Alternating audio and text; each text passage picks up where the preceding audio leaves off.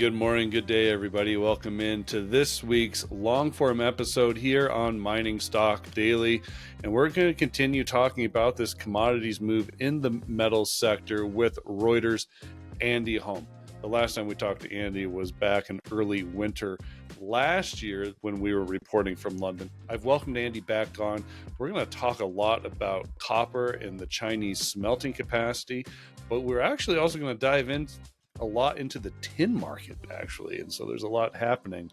So great, just well-rounded conversation with Andy, who does some incredible reporting for Reuters. It's going to be a great conversation for everybody to listen to as we pop into the weekend. Special thank you to Victoria Gold, Visa Silver, Arizona Sonoran Copper, and Firewood Metals for their continued support of the podcast. And if you wouldn't mind, hit that like, subscribe, share this content on the YouTube or even on the podcast networks you listen to these interviews. We very much appreciate your constructive feedback. All right, everybody, here's my conversation with Andy Home. Have a great weekend. Be well.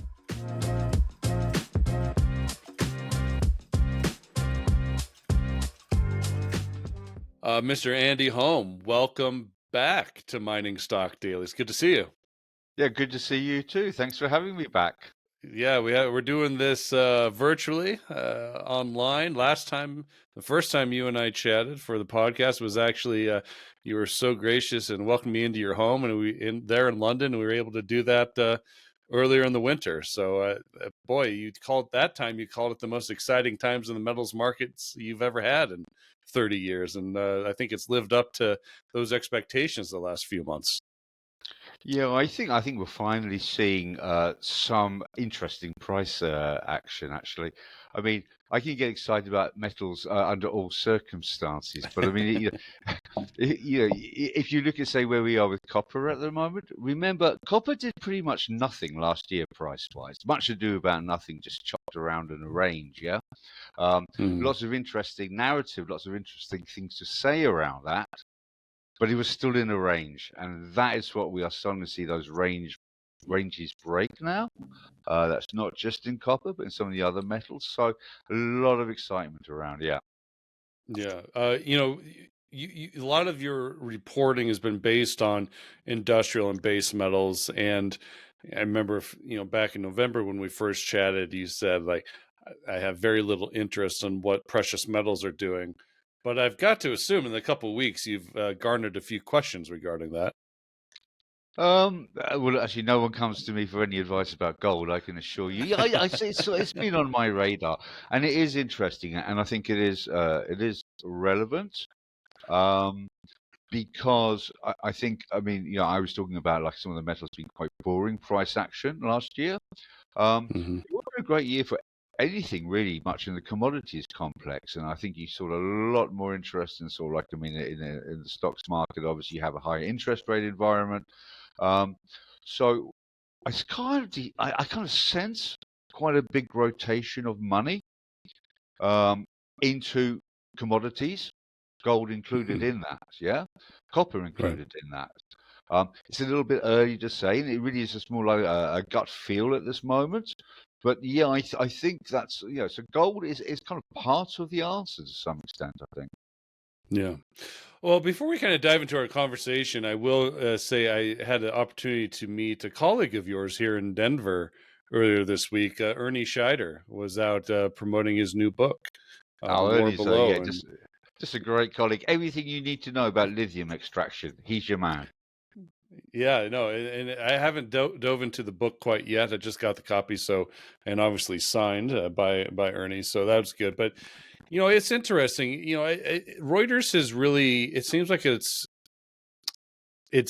really putting a staple down as a go-to big media house for commodity news. And I'm just kind of curious, as a journalist, if you're starting to pick up a little kind of sense that your spidey sense is picking up a little bit more interest from the financial media as a whole of what is happening in the commodity sector. I mean, we have just been inundated with the hyper financialization of what's happening in tech stocks for so long. And when oil moves, obviously the energy prices pick up headline news. But in general, we haven't seen a whole lot of discussion and reporting on what's happening in metals prices. You have to know and search out people like yourself, like Andrea Hodder, like Ernie Scheider. I mean, but are you starting to get a lot more interest from mainstream media or in journalism in general regarding what's happening with the metals market? Yes, I mean, I think there's been a sort of like a tectonic shift of awareness, and it starts with the general public, actually. I mean, I think the message has got home. I mean, I'm of an age when I was defined by what is really an oil economy. Yeah. Mm-hmm. I can Mm-hmm. remember the wars of the 1970s. I remember the oil price sort of scares of the 1970s. Oil, to some extent, has determined the economic history of a man of my generation. Right? We're going to get rid of fossil fuels, and the only way we can do that with our existing technology is through metals. So just in the way that, I mean, oil determined a generation sort of economic reality. Decarbonization means it'll be metals, which determine the next one. But, we're just going back to the past. I mean, like, look at ancient history. What do we call ancient history? The Bronze Age. Mm-hmm. Do you know what I mean? We Mm-hmm. started with metals as men. That's how we defined ourselves. But that is what's happening, I think. So, yes, one of the things I've noticed a lot as a guy who kind of worked in what was the backwaters of the commodities, which were themselves backwaters in some ways in the 1990s. And I was having a conversation with my boss about this not so long ago. When I used to write about the tin market, my boss would sometimes joke, is it really worth me reading that? And I would go, no, man, that's for about 40 people out there.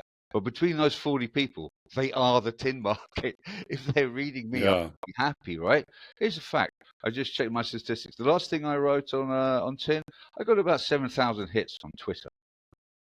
What does that tell you? I've gone for about 40 readers of a very Yeah. specialized industry talking to itself primarily about its dynamics. To a lot of people out there want to know about tin. Why do they want to know about tin? Because they kind of understood that tin is one of the great metals of the future, right? So there's a lot of interest out there. The message is getting out there, and of course, the media is doing no more than reflect that in the broader Yeah. sense. Yeah, for guys like me, this is what I've always done. Yeah. Well, I mean, obviously, tin's been an incredible story. It's had its ebb and flows in the last 4 years, but it's kind of quietly regaining traction, and its spot price is moving higher, but not. It's doing so quietly, a lot, in a little bit more silence than it did just 2 or 3 years ago. Maybe if you could provide some context of what you are seeing in this current tin market. There's very little producers, and obviously Southeast Asia continues to be the big producer, and we're also seeing operations in Africa. There's exploration happening on, but nobody's finding I guess what you could classify a tier one tin deposit yet. I mean, what are you seeing with this tin market? What's driving it? Well, I mean, it has been a roller coaster ride. You're absolutely spot on. I think a lot of that has been to do with demand. I mean, 50% of all tin now is used for circuit board soldering. So it's kind of really tied to consumer goods, anything that uses circuit boards. So imagine during lockdown, what did we all do? We all went Hmm. stacked up with stuff for our home entertainment system or for our computers, whatever. Right? This was a massive tin booster. Um, but after the party came the hangover, and actually tin demand was really poor over the last year or so. Just from that, because we bought everything we needed to buy, really, right? You saw stocks rise both on the London Metal Exchange and the Shanghai Futures Exchange. A lot of the bulls got chased out of the market, if you like, as the price fell back. I mean, sort of, and really was a demand story. Yeah. So two things now happening. One, we are getting definitely a pickup in demand from the consumer goods sector again. We've been through the trough now. It's starting to accelerate again, Mm. and it's done so just as we get two big reminders of just how precarious tin supply is. Right. The biggest single operating mine in the world is in Myanmar. But it's not just in Myanmar, it's actually controlled by an outfit called the Wa State Army, which is a sort of semi-autonomous militia group within Myanmar, right? And they suspended all mining in August last year. But they wanted to do an audit check. They want to actually find out what they had in the ground and what everyone was doing to what they had in the ground, if you like. That mine is still suspended. Now, they announced in advance they were going to do it. The Chinese smelters, who mostly buy their raw material, had stocked up. Of course, they had. But everyone really thought that this mine would have reopened by now, right? I have no doubt at all it will at some stage, but it's squeezing that raw materials part of the supply chain. The second thing that happened is Indonesia, the largest exporter of refined tin metal, decided yet again to sort of change its annual licensing scheme and created a whole a massive logjam in applications for mining licenses, export licenses. So we went through a period now of about no tin exports from Indonesia for the first 2 months of this year, right? Again, it will resolve. But what is this? The double incident has reminded me anyway, right? So we're relying on the world's largest tin mine in one of the remote areas of the world where we know very little what's going on in there at any one time. And for our refined exports, we rely on Indonesia, which has the stated aim of not exporting tin in the future. It wants to go downstream. It wants to use all the tin it exports downstream. For the rest of the world, it's kind of a double reminder how precarious tin supply is. And that's bubbling away at the moment. Yes, because we've still got high stocks from our trough period. Demand's only just starting to recover. But I do detect a renewed interest, if you like, speculative interest in where tin might go in the next year or so. Long term, I'd be wary about saying there is no tin around. There are no class tier one deposits. The history of the tin market has been slightly different to every other metal. The tier one companies do not find the tier one deposits, right? Myanmar is a great example in Myanmar. Who found it? Artisanal workers in the Wa State. What is it now? Then it got mechanized by the Chinese. Now it's one of the biggest mines. A completely accidental find. I could go back to the biggest tin mine of the 1980s, was in Brazil. Who ran it? Who found it? Who organized it? Artisanals again. Tin just has a history of it being the artisanals who find the great mines. And then over a period of time, bigger companies move in, start mechanizing it, and in the case of the Brazilians, they got merged into a state entity, right? So that is the history of tin. It does tend to exist in very remote areas. I mean, another great area to look for tin would be, for example, in the DRC, Congo. But it's in the north of the country, in Kivu province, the most lawless province, where, right now there's terrible things going on there, right? So the tin's there. It's a case of who's brave enough to find it and without it being artisanals who get there first. How about the geopolitics of tin? Obviously, it's on the U.S. list of critical minerals.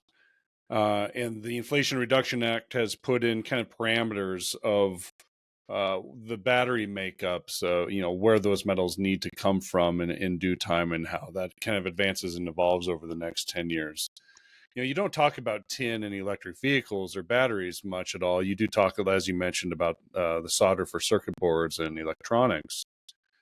But is there a geopolitical issue here? Whereas the main producers of tin, as you mentioned, Myanmar, Indonesia, do not have those free trade agreements with the West. Is there maybe a come to Jesus moment where the tin supply gets so crunched, people are looking at where that tin is coming from and then see that list of suppliers, and all of a sudden the politics of tin come to a forefront? Yeah, I do think, that's already happening. I am aware of sort of like there's a bunch of smaller companies. In many cases, going back to historical tin mining areas, like we have that was Cornwall in the United Kingdom. So we now have these two companies, small companies, saying, well, actually, at this price, is it profitable again to go back to these older deposits? So that is going on. But I mean, I've often described tin as, it's the forgotten sort of metal of the transition, of the energy transition, right? It just doesn't get the same headlines as the lithium or the nickel or the cobalt, right? But it is massively important. And yeah, you're absolutely right. I mean, go back 40, 50 years, the US was sitting on huge stockpiles of tin because it viewed it as a strategic resource then. It pretty much sold all those stockpiles off. Just as Mhm. the US and Europe are starting to think about building stockpiles again. Where's the metal going to come from, guys? You're absolutely right. But I don't think, in the grand list of critical minerals, tin is one of the most overlooked of them all, I think. Yeah, and even I think I'm not Mhm. very. I mean, while governments are sort of like handing out money over fish to develop new sort of mineral deposits, I'm not aware of anything going into the tin sector. Right, right. It's just fascinating, and I've actually been pretty bullish tin on the back of the demand for just in data centers throughout the world. This rise of not only just artificial intelligence, just the computer power needed uh, to continue to get built out for our digital infrastructure.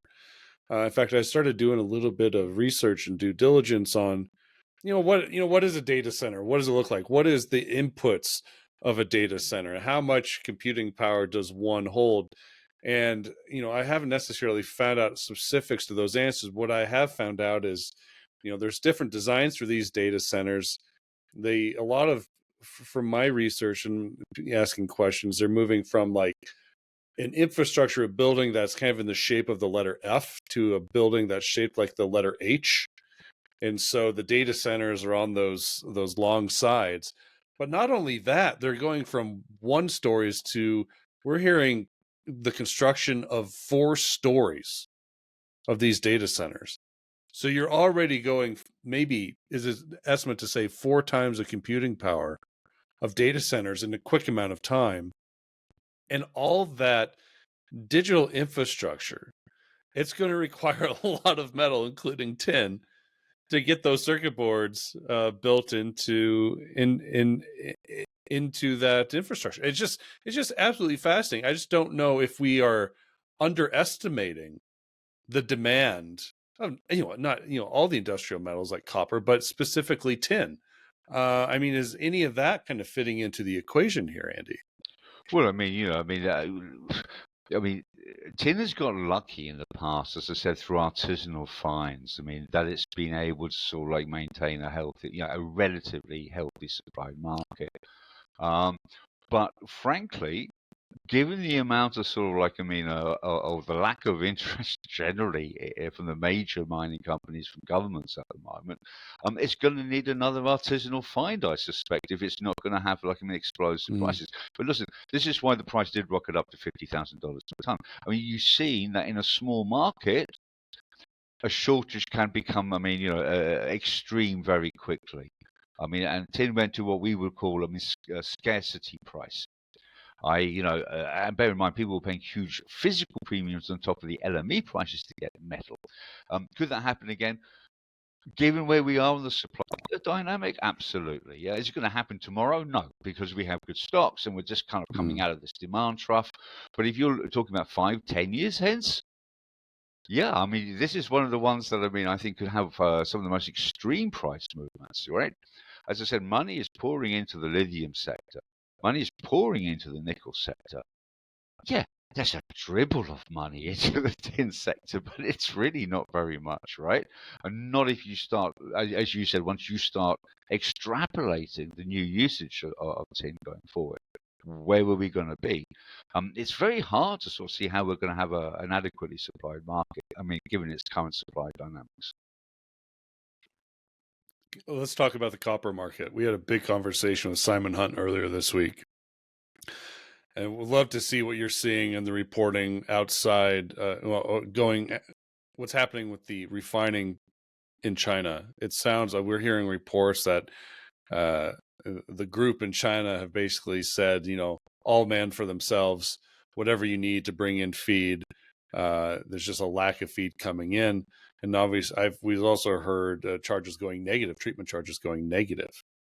I guess uh, uh, can you confirm that in your reporting, or what are you seeing with the copper demand and its refining capacity right now? Okay, so I mean, we're gonna separate this market into two segments here, right? So let's start off with the raw. Okay. Let's Okay. start off with the raw materials market, which is what you're talking about here. So we're talking about smelter treatment charges, right? Um, that's Mm-hmm. how much. If I'm a smelter, you're the miner. This is how much you're going to pay me to convert your raw material, your concentrates into metal, right?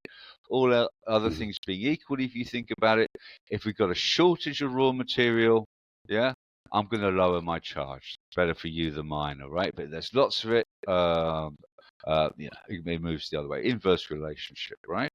Um, so yes, you're right. Treatment charges have collapsed. All other things being equal, this tells us there is a huge mine supply problem, right? It's just smelters chasing down their own profits just to get raw material. And it is true. Um, there is a mine supply problem.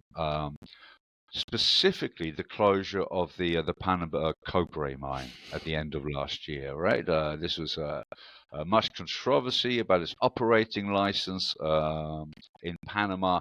At the end of the day, cut a long story short, the Supreme Court of Panama deemed it to be an illegal operator and asked it to be suspended indefinitely, right? This was a relatively new mine, just ramping up to full capacity. It is now not producing. It has blown a hole in the concentrates market, right? So absolutely. I mean, when you see a collapse in any price or an explosion in any price like that, it tells you there was some panic going on. For me, there was a Mm-hmm. panic out there among smelters to get raw material, not expecting the closure of this massive mine. So that for me was the trigger point, right? I did emphasize though, when I said that, I mean, all things being equal, lower charges imply a tighter market. The problem is here, all things are not equal, right? Because there's another dimension to this whole story, which is the Chinese have built a lot of new smelters recently, right?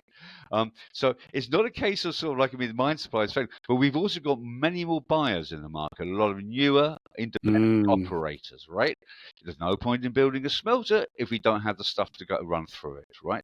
So you've seen an explosion in Chinese smelting capacity recently. So we do have too little material, particularly in response to too many buyers seeking it. This problem is going to get worse later this year, by the way, because we've got a couple of big new smelters starting up in the West as well, for that matter. Anyway, so we have an extraordinarily tight raw materials market. We have treatment charges, which, if that's what you're dependent on as a smelter, would put you out of business. A lot of them have, like, I mean, hedged their risks, if you like, with longer term contracts. They're priced a much better pricing, about at $80 per ton. So some of them will have the cushion, but you have a smelter sector in distress. Where are most of the smelters in the world? They are in China. So we know who's suffering. And we probably suspect very strongly who is chasing this market to try and get a feed, because there's more Chinese smelters than anywhere else in the world, right? Anyway, Right. everyone's unhappy in China. Then we get this big meeting of the smelters. What are we going to do, guys? We can't carry on like this. And we get a commitment, various pledges. Yes, we are going to do whatever we need to do to stabilize this market, to stop the chaos that's going on out there. All right? I would suggest to you that this is as much a political message as anything else, right? It's a Mm-hmm. good political message to the market. It's a good political message to the Chinese government that we, the smelter team, are doing what we can to get the best rates for our conversion.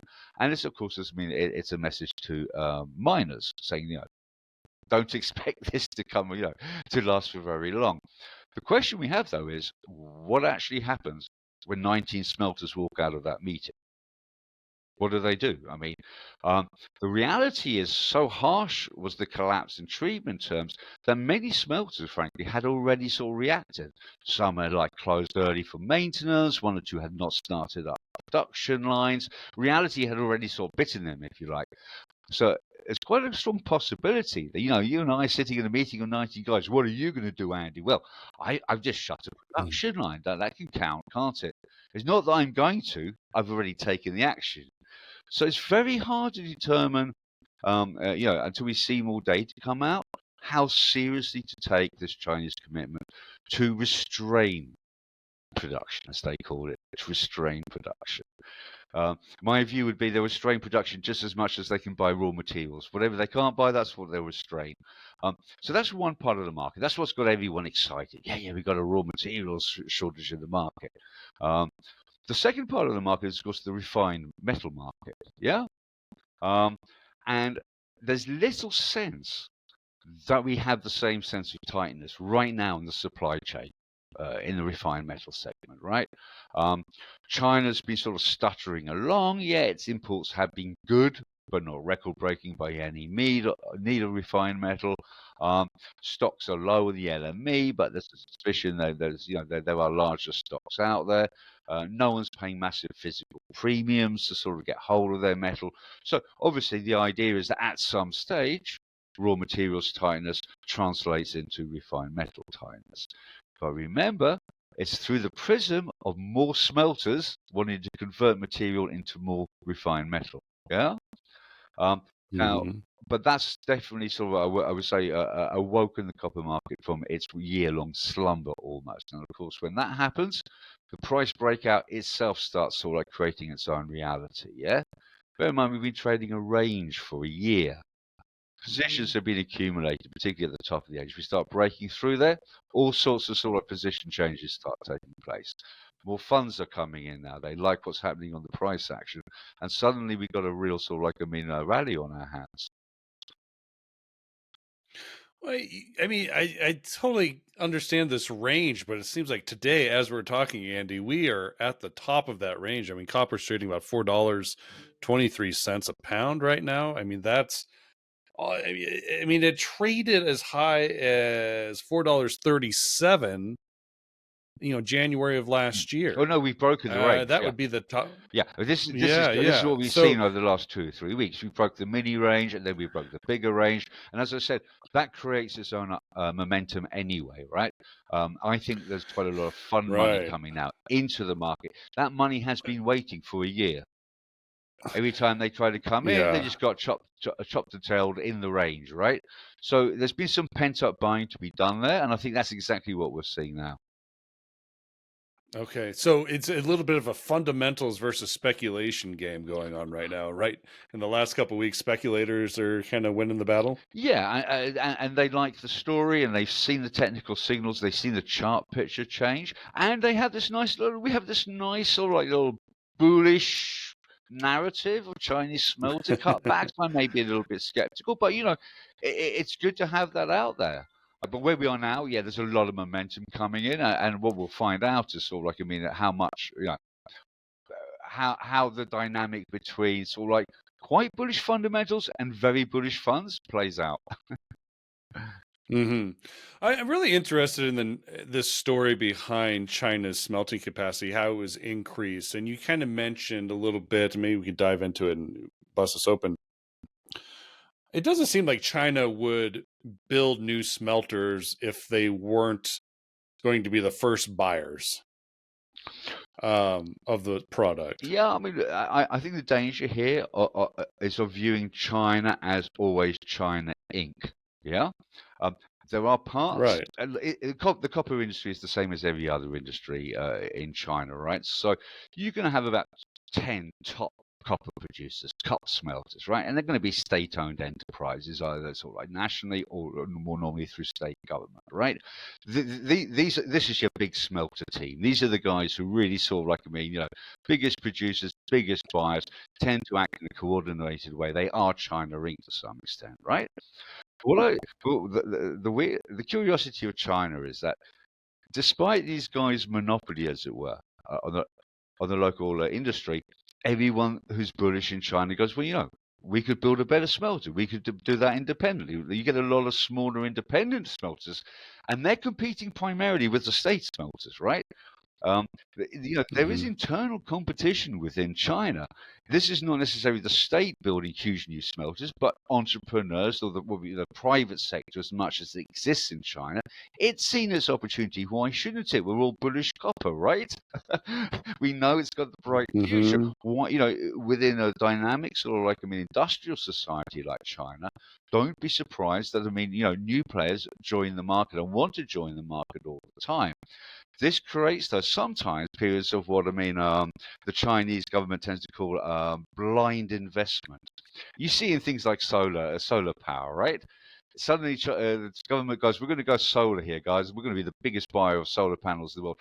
Everyone goes out and builds solar capacity, right? They flood their own market. They get involved in tremendous price wars internally, right? Some of them will go out of business. In the interim, a lot of solar panels get exported. So China can often be quite chaotic, rather than just always act lockstep. And I think this is one of those examples when a lot of new players have been drawn to the copper smelting business in China. And why not? As I said, there's a great reason to be in that business. To the extent that they've now got this mismatch between too many of you guys are chasing the same amount of concentrates in the West to try and sort of like keep running the plants, right? And I think part of the reason for that smelter meeting was to sort of, it's probably one of the biggest smelter meetings I've heard of in the copper market, was to get everyone on side, including the guys who don't, who are the more independent-minded amongst them. I'm really curious.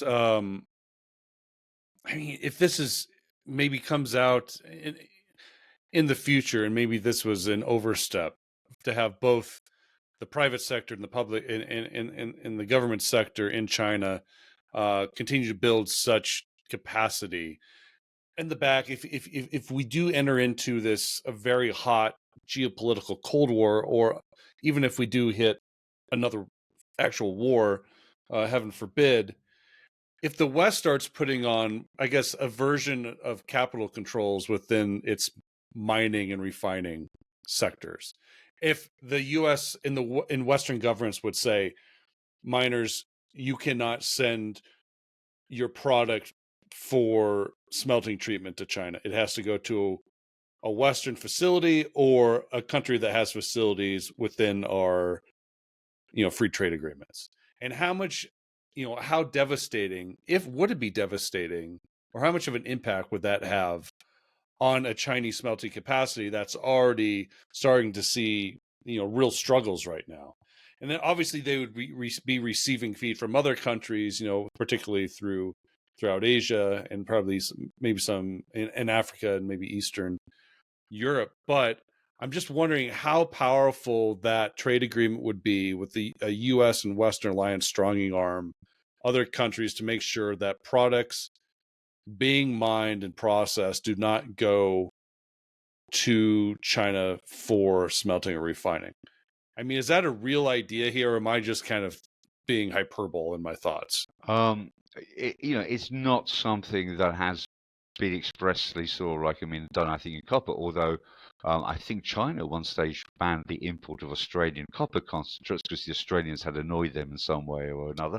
But you're right insofar as, look, if as an industrial nation of any sort I am over-dependent on overseas supply chains, for my production, then I have a problem.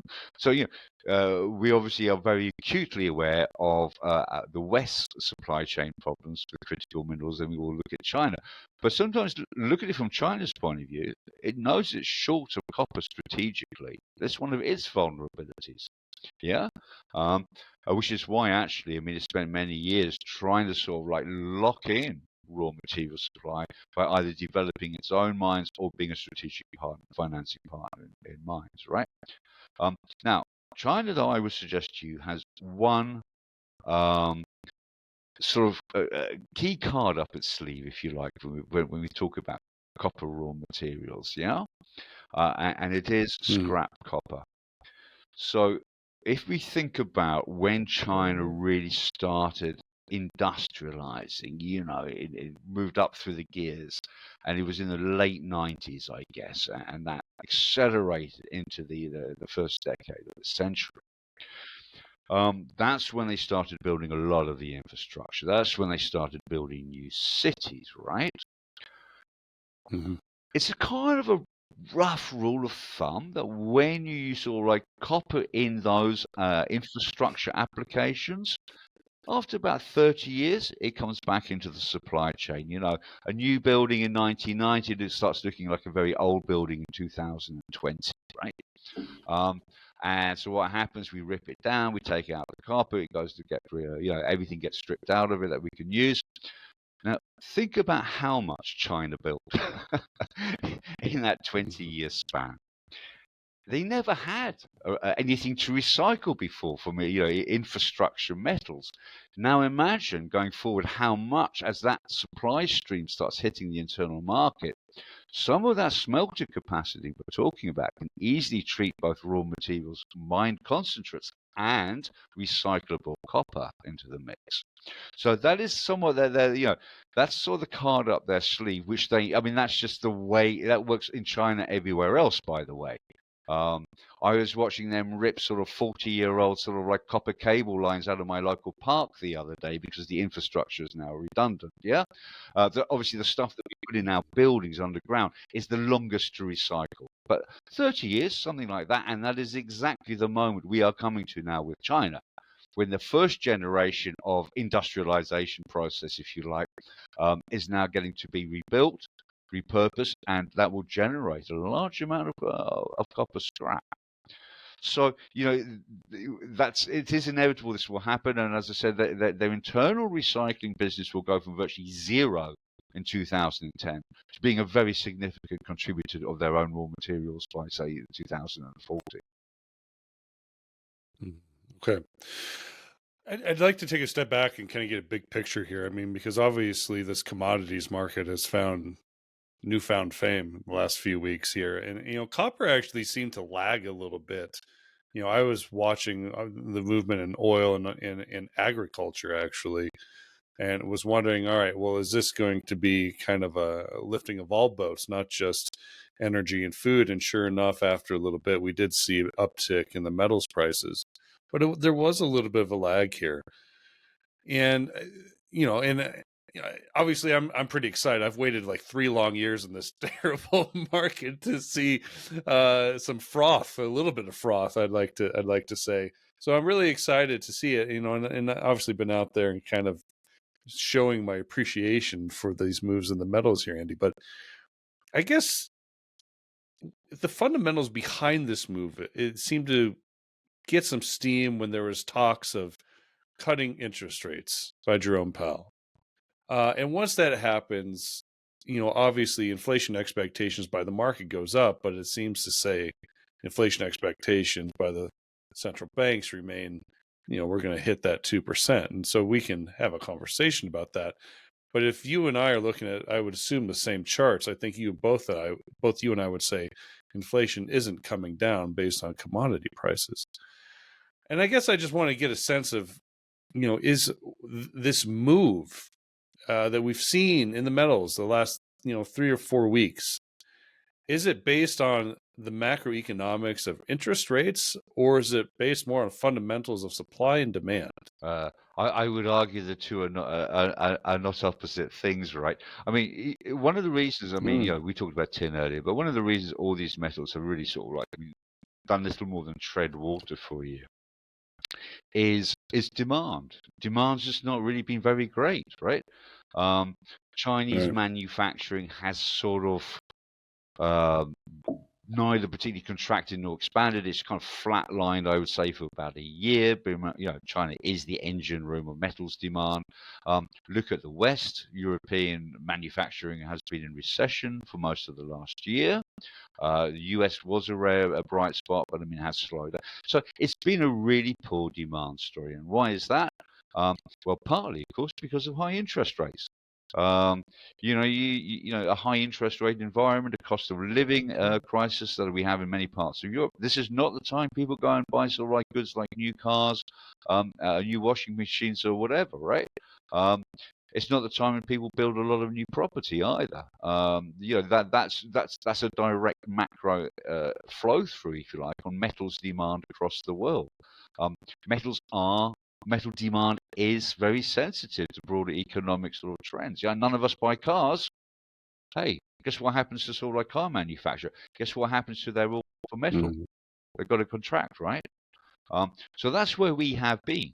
Now, I think we got a really nice positive manufacturing reading out of China this month. So, I mean, I think both key purchasing managers indices were in growth territory together for the first time in many months. So maybe, that's always good news for metals. I mean, China is still the largest user. And then, as you said, I mean, we have expectations certainly that, I mean, whichever will headline inflation go back to where it was? Probably not. But if it's sort of like, I mean, if it's going lower, if interest rates are going lower, it's got to be positive for the end user of metals demand, which is you and me, all right? So there is a sense that maybe the worst is over in metals. And certainly, as I said, I think the market took a lot of comfort from that Chinese manufacturing reading, which came out a couple of days ago. China's not helped Mhm. anyone in terms of the sort of like global demand, but if it start picking up now, it would be rare for metal prices to be able to ignore that. What about the end consumer? I mean, the largest consumer, the US consumer, it is starting to slow down. Consumption is really starting to take a hit. I mean, does that have an effect on the metals prices in the future? Yes, but where you guys are now is where Europe's been for the last year and a half. I mean, outside of China, Europe was the big Mm-hmm. drag, right? Uh, we've obviously had, I mean, the Mm-hmm. Ukraine invasion and energy crisis, which has compounded the broader inflationary impact on us. There has been a cost of living crisis across much of Europe, right? At much of that time, the US was still growing, actually. So it's kind of like this rolling effect, if you like. So by the time I think you guys seem to be sort of going closer to a situation where Europe has been, I think again Europe is kind of almost, it's not going to get any worse. We'll see how long it takes to get better. And now, of course, China seems to be showing some momentum. So, how you balance those three drivers out, I'm not quite sure. But I mean, when you look like something like copper, China is the world's biggest buyer. Sorry, it's the biggest user. So China going, into positive territory on its manufacturing sector is probably the single biggest sign of them all for metals.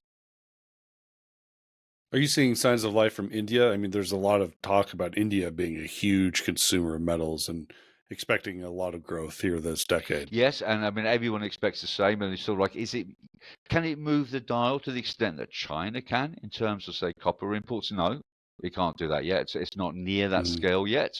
Um, but I mean, there's a lot of infrastructure investment India's doing now. What China started doing 20 years ago, and for the same reasons.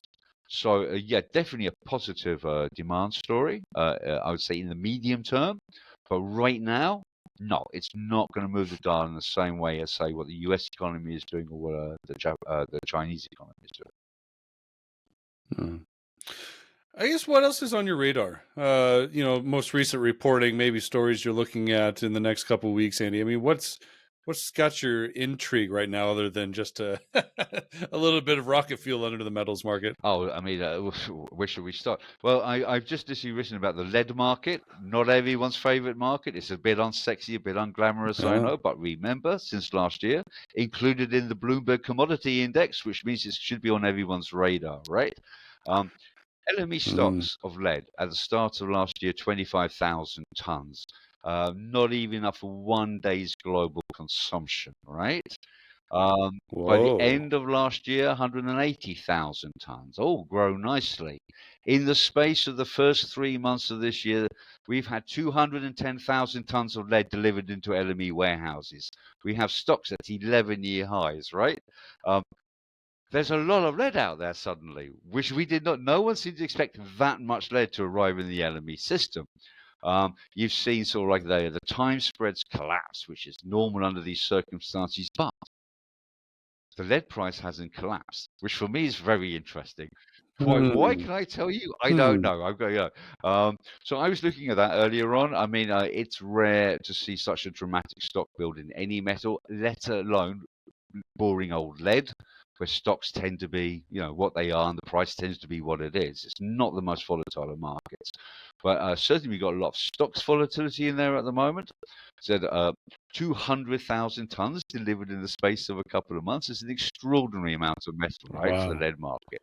Um, Is there any correlation with that uptick in lead supply because lead is typically, a byproduct of another Yeah, polymetallic. In polymetallic deposits, lead goes hand in hand with like zinc. Like, are you seeing similar moves in zinc? Because that price has been no, smashed. exactly. I mean, the scale of these deliveries onto lead, I mean, doesn't really. I mean, it doesn't tally very well with any fundamental sort of like analysis I could do for you, to be honest with you. Other than, yeah, China has been exporting a lot of lead recently, right? But we assume that was just to fill a deficit in the West. Whichever way you stack up these numbers, that's a lot of lead that's just been delivered. And so when it doesn't make sense on the London Metal Exchange, it normally means what you're seeing is a mass rotation of privately held lead stocks onto the market. Probably because of the cost of financing has gone up with interest rates, and possibly because also LME warehouse operators can offer very aggressive incentives to lure metal into their sheds, right? So, but did we know there was this much stuff just hanging around out there? No, we did not know there was this much stuff just hanging around waiting to be delivered. So I find that a fascinating story. Nickel is always fascinating. Obviously, had a little bit bounce off the lows. You know, but I mean, does anyone think? Can anyone turn really bullish on nickel? Very hard to do so while Indonesia is simply churning it out at the rate it is.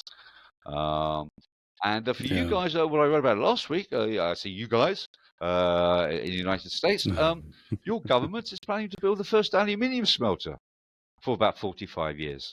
Did you read about that? No, that's been quiet news, but that's huge news. Yeah, well, I think a big chunk of money, 500 million, has been allocated to Century Aluminium for a project to build the first greenfield primary smelter in the States. As I said, I think it's in 45 years. Huh. I missed that one. Where's it going to be What located? a good question. I've taken a lot of questions about this. I don't know why they ask me. They should really ask the Biden-Harris administration. The statements were very long on ambition and very short on detail.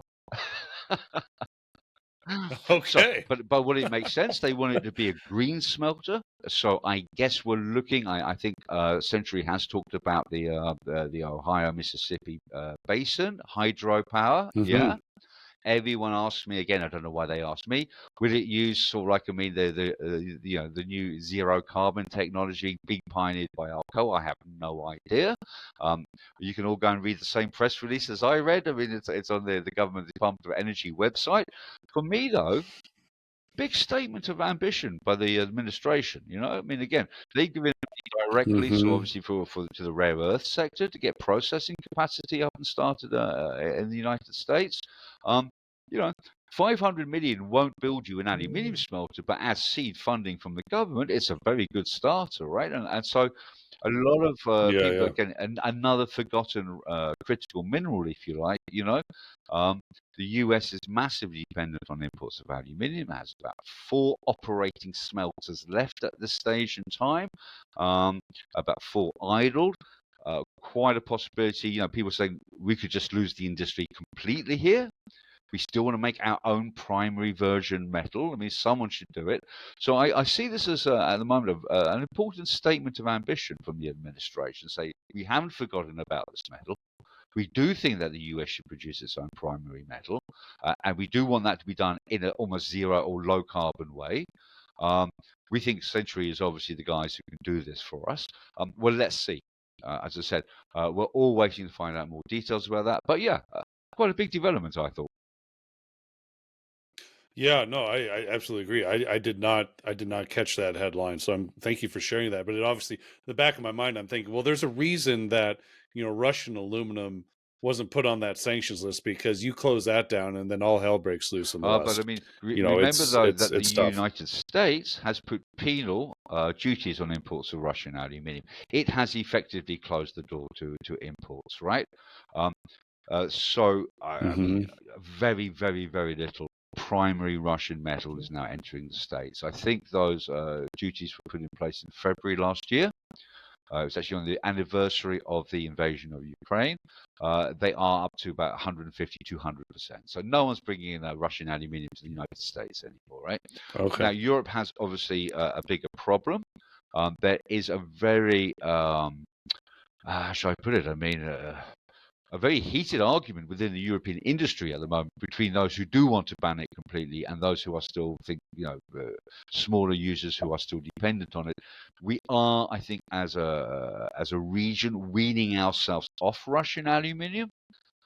But there is a reason, as you said, why it has not been formally sanctioned by the European Union yet. There is a lobbying campaign for it to do so. So that's where we are there. Yeah, fascinating. All right. Well, the legacy of the most exciting metals market continues, Andy, and I think it's going to be, I expect a lot more volatility in 2024, and I'm sure you do too, and the news headlines aren't going to stop. And I appreciate being able to trust your reporting to get a lot of what the most important headlines are through the global markets. But I appreciate your time. Thanks so much for doing this. It's always a pleasure talking to you. And next time you're in London, come back for a coffee to my place. And we can do it there. Yeah, absolutely. Maybe we'll move it up and step it up and do dinner and a bottle of wine or something, Andy. Okay. How about that? Oh, yeah. Sounds good to me. All right. Nice talking to you. All right. And Andy, nice talking to you too. Andy Home from Reuters, everybody. And that's a wrap here this weekend. I'm traveling. I'll be in Zurich reporting from the European Gold Forum all week next week.